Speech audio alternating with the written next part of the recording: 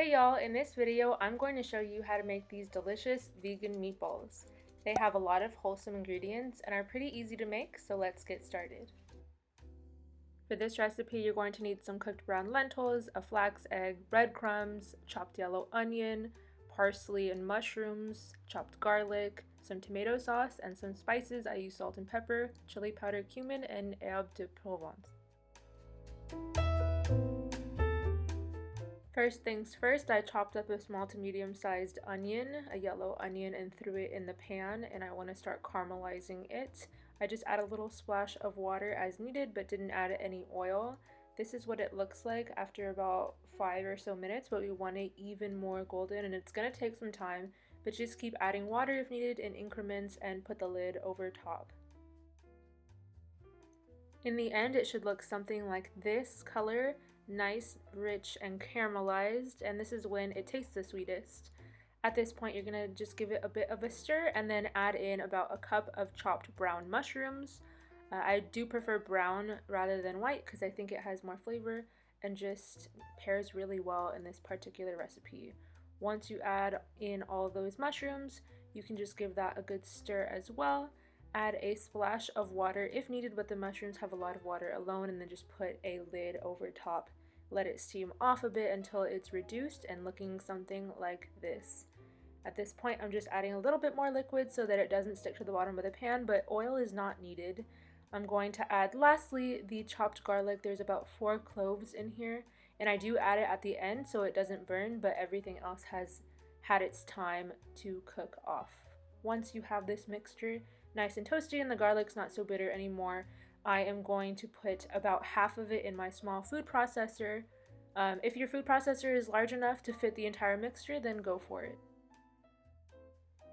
Into this food processor, I am just now going to add about half of that lentil mixture, which is about half a cup, or you can just add the entire cup, like I said, if your mixture is bigger.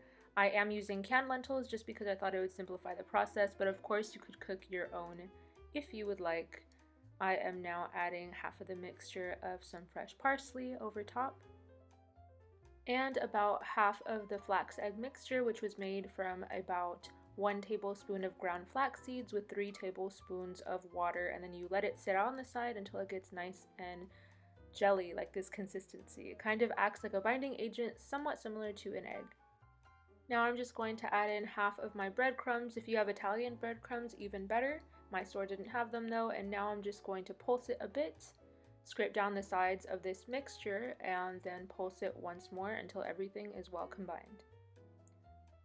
After repeating this whole process and adding that all into a big bowl, this is what it looks like, and I realized it definitely needed some more breadcrumbs because you want it to be this consistency. It's going to look a little bit dry, but a lot tougher than the previous clip, so make sure it looks something like that.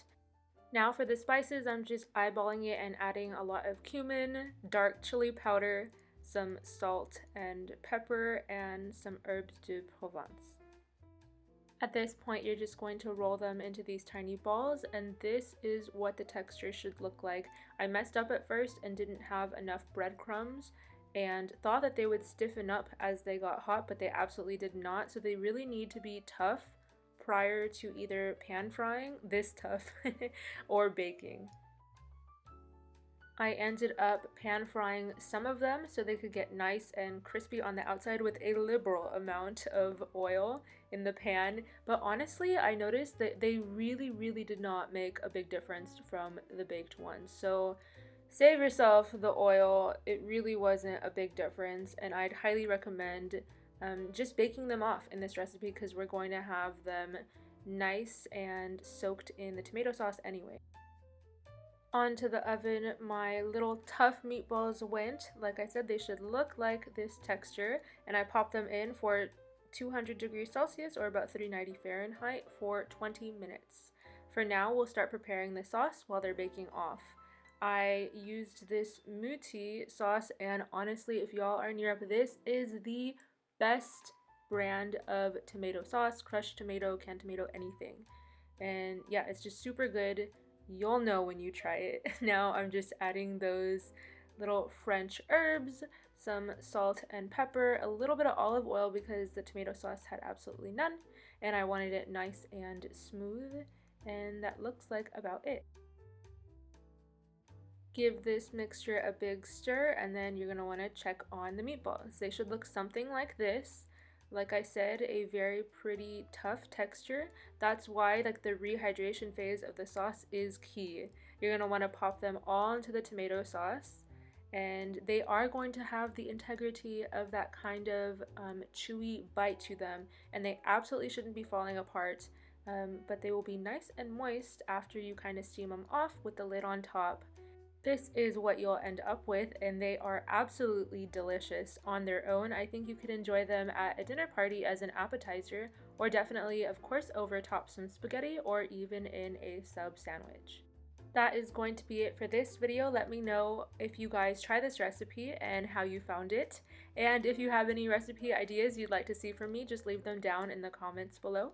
I will catch you guys next time.